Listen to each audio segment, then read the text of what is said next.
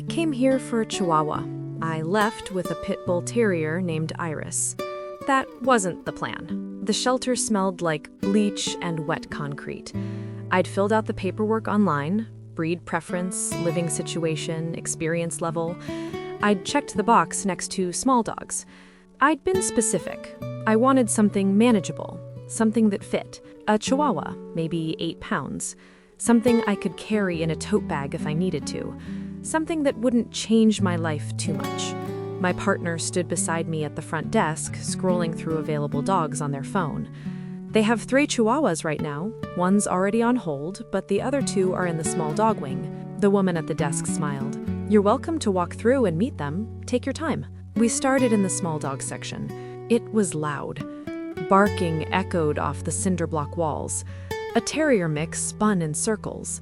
A beagle pressed its nose through the kennel door, tail going so fast it blurred. A Chihuahua, tan, maybe 6 pounds, stood on its hind legs, vibrating with energy, eyes locked on mine. "That one's Peanut," the woman said, appearing behind us. "Super friendly, loves everyone." Peanut seemed to love everyone. Peanut seemed ready to love the entire world immediately and without reservation. I knelt down. Peanut licked the air between us. "Want to meet him in the play yard?" I nodded. We spent 10 minutes with Peanut. He was sweet. He was exactly what I'd asked for. He climbed into my lap, licked my hands, wagged so hard his whole body curved. My partner laughed. "He's perfect," they said. And he was, but I didn't feel it. I don't know what I was expecting to feel. Some kind of recognition, maybe. Some pull, but all I felt was practical. He was small, he was friendly, he checked the boxes. "Want to meet the other one?" my partner asked. I did. The second Chihuahua was older, quieter. She sat in the back of her kennel and watched us with dark, unreadable eyes. When we entered the play yard, she sniffed my shoes and then walked to the far corner and lay down. "She's been here a while," the woman said. "She's selective. Selective." That felt like a kind way of saying something else. We sat with her for 15 minutes. She didn't come closer. She didn't seem afraid. She just didn't seem interested. My partner stood. "Maybe Peanut's the one. Maybe. Can we walk through the rest of the shelter?" I asked. The woman looked surprised. "Sure. The medium and large dog wings are through that door." I don't know why I asked. I wasn't looking for a pit bull. I wasn't looking for anything big. I had a 1-bedroom apartment. I worked full-time. I didn't have a yard. A pit bull didn't make sense, but I wanted to see. The medium dog wing was just as loud. Huskies, shepherds, lab mixes, all of them surging forward when we passed, tails wagging, tongues out, eyes bright with hope. And then, at the end of the row, one kennel was still. The dog inside wasn't barking. She wasn't at the door. She was sitting in the back corner facing the wall. Her kennel card read, "Iris, female, pit bull terrier, 4 years old, kennel 12.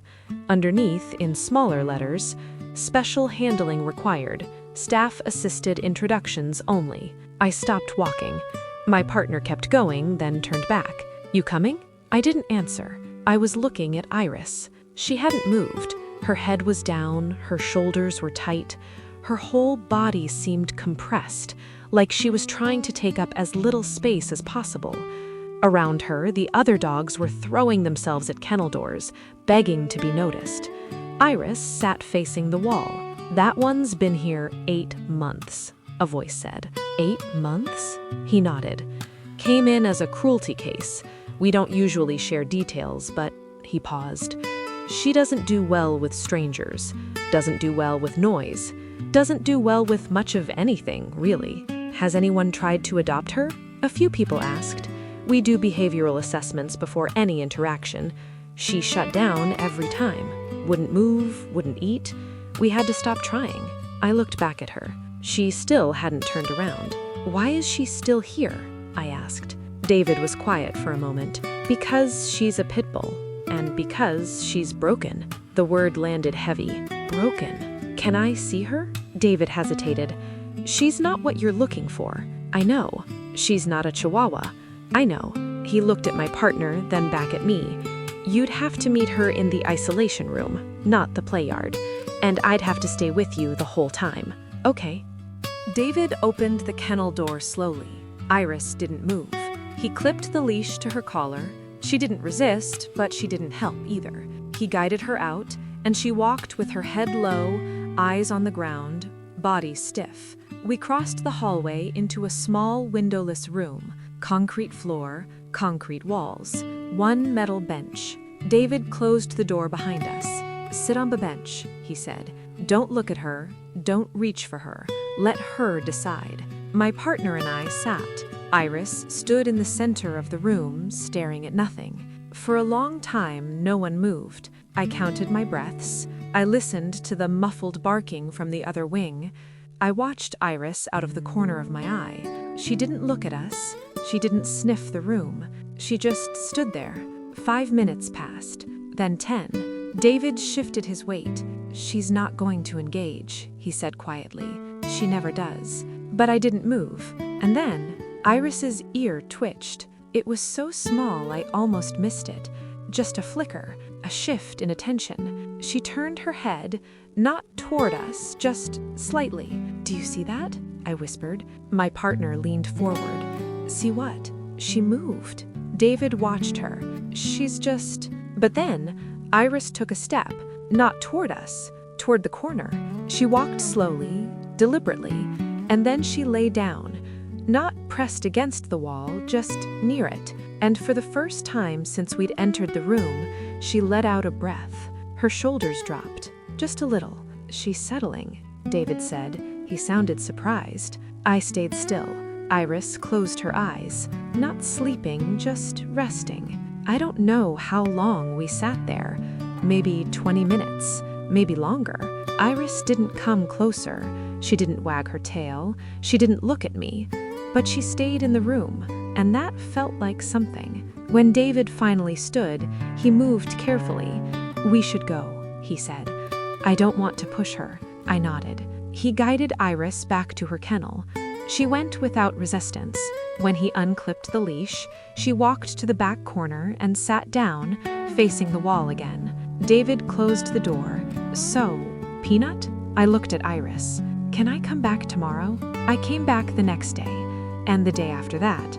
Each time, David brought Iris to the isolation room. Each time she stood in the center, staring at nothing.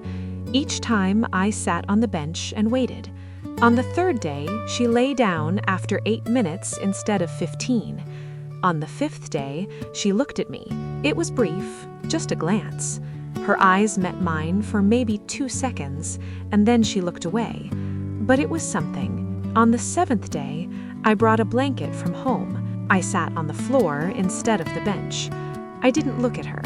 I just sat. Iris walked to the corner, lay down, and after a long time, she rested her head on her paws. David watched from the doorway. You know what you're doing, right? I didn't. She's going to take everything you have, and she might never be okay. I know. He was quiet. If you adopt her, he said, you can't bring her back. She wouldn't survive it. I know. I adopted Iris on a Tuesday. The shelter waived the adoption fee. They gave me a folder full of paperwork, medical records, behavioral notes, emergency contacts. They gave me a list of trainers who specialized in trauma cases. David walked us to the car. Iris didn't pull on the leash. She didn't resist. She just walked, head down, eyes forward. When I opened the back door, she stood there. She didn't jump in. I waited.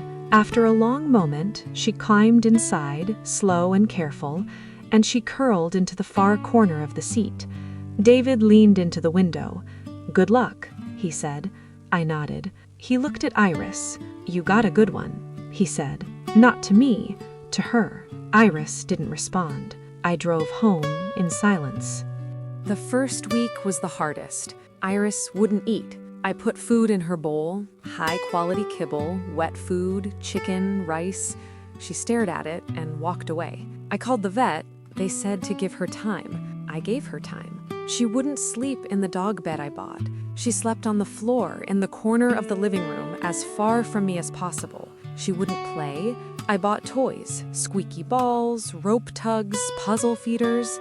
She ignored all of them. She wouldn't walk. I'd clip the leash to her collar and she'd plant her feet. I'd wait. She'd wait longer. Eventually, I'd unclip the leash and sit on the floor beside her, and we'd just sit. On the 9th day, she ate. I'd left her food bowl out overnight. In the morning, it was empty. I wanted to celebrate. I wanted to call someone, tell them she'd finally eaten, but I didn't. I just refilled the bowl.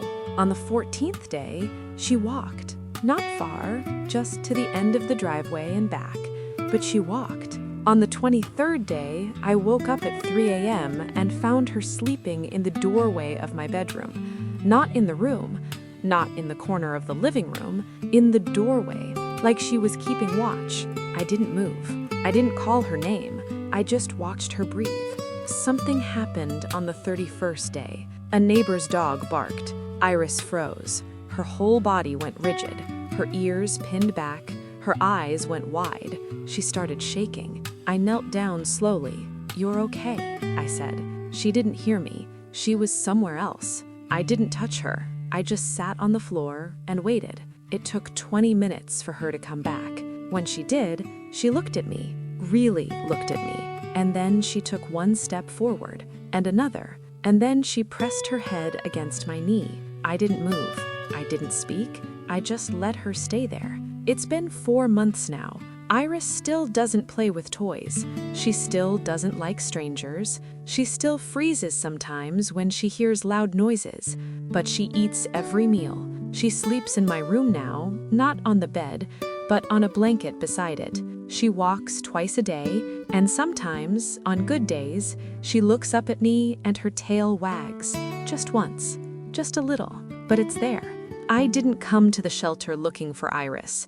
I didn't come looking for a pit bull or a trauma case or a dog who'd been called broken.